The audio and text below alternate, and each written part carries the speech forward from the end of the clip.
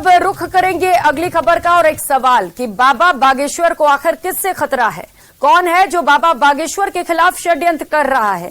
हिंदुत्व पर सीना ठोककर बयान देने वाले और सनातन के योद्धा बनकर बिना किसी भय के बाबा ने हर बार हुंकार भरी है, लेकिन अचानक ऐसा क्या हो गया कि धीरेन्द्र शास्त्री ने ऐसा बयान दे दिया? देखिए ये रिपोर्ट। हम ये जानते हैं कि हमारे पीछे विरोधी तो लगे हैं, हमें ये भी पता है कि बोल्ड आउट होना है। बाबा के खिलाफ कौन कर रहा है षड्यंत्र? किसके निशाने पर है बागेश्वर सरकार? बाबा बागेश्वर को आखिर किससे खतरा है? कौन है जो बाबा बागेश्वर के खिलाफ षड्यंत्र कर रहे हैं? हिंदुत्व पर सीना ठोक कर बयान देने वाले और सनातन के योद्धा बनकर बिना किसी भय के बाबा ने हर जगह हुंकार भरी है, लेकिन अचानक ऐसा क्या हो गया कि धीरेन्द्र शास्त्री ने ऐसा बयान दिया है? हम ये जानते हैं कि हमारे पीछे विरोधी तो लगे हैं, हमें ये भी पता है कि बोल्ड आउट होना है, लेकिन एक धीरेन्द्र कृष्ण को अगर कोई मिटाएगा तब तक हम घर घर धीरेन्द्र कृष्ण की यात्रा प्रारंभ करेंगे। मध्य प्रदेश के राजगढ़ में बाबा बागेश्वर का दरबार लगा था और यहाँ भी धीरेन्द्र शास्त्री ने हिंदू समाज के एकजुट होने और हिंदू राष्ट्र बनाने की बात कही है, लेकिन बाबा का इशारा था कि उनके खिलाफ सियासी साजिश हो रही है, क्योंकि बाबा ने कई बार कहा कि वो राजनीति में नहीं आना चाहते हैं, लेकिन उनके नाम पर राजनीति पुरजोर होती है। विदेशी षड्यंत्रों से हमारे ही कुछ भाई भगवान को घर से बाहर निकाल रहे, पूजाओं पर रोक लगा रहे, और उसका परिणाम क्या हो रहा? वो हमारा अभिन्न अंग है आप सब। परिणाम ये हो रहा है कि विदेशी ताकतें, अन्य मजहब के लोग हमारी आपकी बहन बेटियों को हमारे आंखों के देखते हम आज 80% और 80% में कुछ नहीं कर पा रहे। सोचो जिस दिन 40 और 50 बचोगे क्या हाल होगा। कुछ दिन पहले ही धीरेन्द्र शास्त्री एकांतवास से निकले हैं और उसी दौरान बागेश्वर धाम में हड़कंप मच गया जब रज्जन खान नाम का आरोपी अवैध हथियार के साथ पकड़ा गया। रज्जन के पास से एक कट्टा और जिंदा कारतूस बरामद किया गया था। बताया जा रहा है कि आरोपी रज्जन खान किसी खास मकसद से बागेश्वर धाम पहुंचा था और वहां परिक्रमा मार्ग पर घूम रहा था, लेकिन बाबा के भक्तों की नजर उस पर पड़ गई और उसे पकड़ लिया गया। लेकिन उस वक्त तक किसी को अंदाजा नहीं था कि उसके पास पिस्तौल होगी। में शस्त्र शास्त्र दोनों की व्यवस्था है। धर्म की रक्षा के लिए शास्त्र पढ़ना जरूरी है, पर धर्म शास्त्र को बचाने के लिए शास्त्र का एक डंडा बाहर निकाल लो तो शस्त्र बन जाता है। हाथ में शस्त्र की भी आवश्यकता है।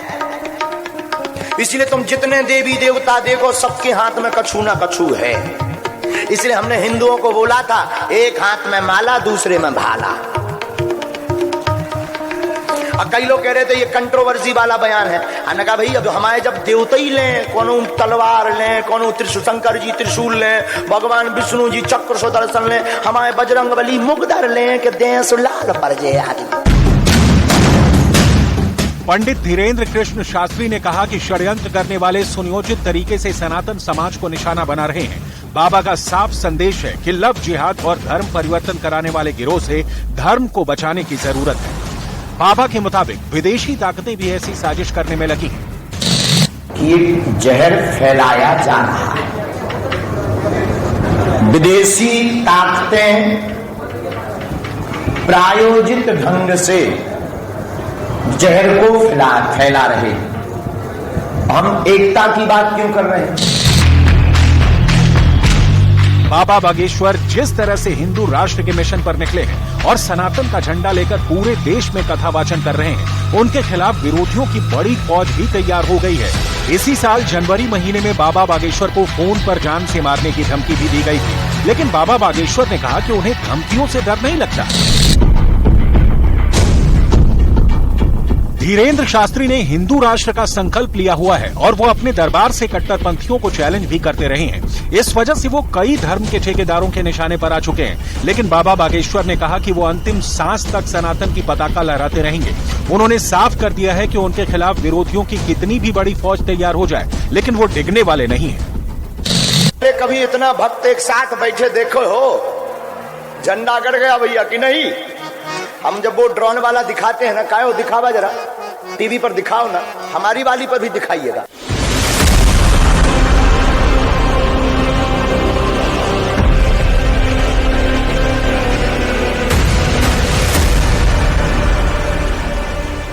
किसी ने पूछा मुझसे, बोले बागेश्वर धाम में और जहां भी खाटू श्याम जी का कीर्तन होता है वहां इतनी भीड़ क्यों आती है।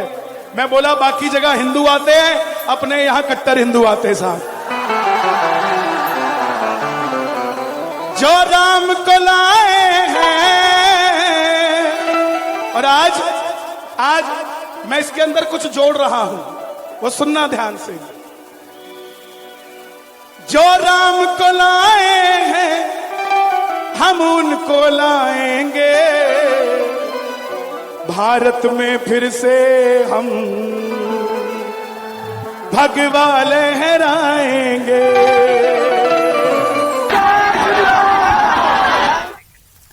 और रुक लेते इस बीच मिल रही बड़ी खबर का। तमिलनाडु से बड़ी खबर सामने आ रही है। तमिलनाडु के राज्यपाल RN रवि ने गुरुवार शाम 7 बजे कैश फॉर जॉब स्कैम के आरोप में जेल में बंद मंत्री सेंथिल बालाजी को बर्खास्त कर दिया था, लेकिन 5 घंटे बाद उन्होंने फैसला वापस ले लिया है।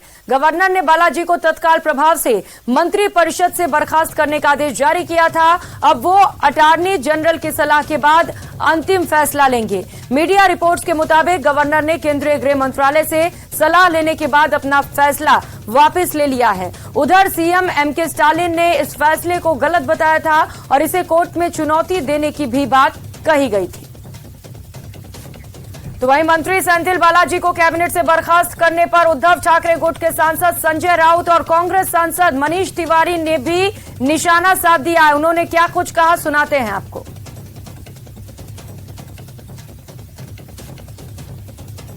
ये गलत है।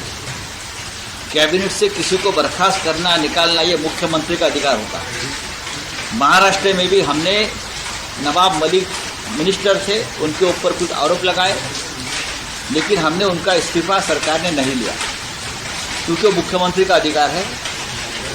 लेकिन जिस तरह से तमिलनाडु में वहाँ के राज्यपाल रवि, वो जो भगत सिंह कोश्यारी के बाप निकले, उनके भी बाप निकले, लेकिन भारतीय जनता पार्टी जिस तरह से राजनीति कर रही है। देखिए, महामहिम राष्ट्रपति को तुरंत राज्यपाल को बर्खास्त कर देना चाहिए, उनको पदच्युत कर देना चाहिए। हिंदी में इसका मतलब है पद से हटा देना चाहिए, क्योंकि जो राज्यपाल अपनी संवैधानिक सीमाएं नहीं जानता, उसको अपने पद पे रहने का कोई औचित्य नहीं है। जो धारा 164 है भारत के संविधान की, वो साफ तौर पे ये कहती है कि जो संघ के मंत्री हैं वो मुख्यमंत्री की सिफारिश पर अपॉइंट किए जाते हैं, उनको नियुक्त किया जाता है। इसका मतलब ये है कि उनको हटाने का अधिकार या अख्तियार भी सिर्फ मुख्यमंत्री का है कि मुख्यमंत्री की सिफारिश पे वो हटाए जा सकते हैं। तो राज्यपाल को इस तरह का असंवैधानिक कदम उठाना साफ तौर पर यह संकेत देता है कि ना तो उनको संविधान का ज्ञान है, ना ही उनको अपनी मर्यादा का ज्ञान है, ना ही अपनी लक्ष्मण रेखा वो जानते हैं। तो उनको तुरंत बर्खास्त कर देना चाहिए। और अगली खबर का रुख करेंगे। कड़ी सुरक्षा के बीच अमरनाथ यात्रियों का पहला काफिला जम्मू से कश्मीर के लिए रवाना कर दिया गया है। जम्मू कश्मीर के उपराज्यपाल मनोज सिन्हा ने जम्मू बेस कैंप से तीर्थ यात्रियों के पहले जत्थे को हरी झंडी दिखाकर रवाना किया। पहले जत्थे में 3,488 तीर्थयात्री दर्शन के लिए रवाना हुए हैं। इस अवसर पर श्रद्धालु भाव विभोर दिखे। पूरा वातावरण नारों से गूंज रहा था। इस बुलेटिन में फिलहाल इतना ही। खबरों का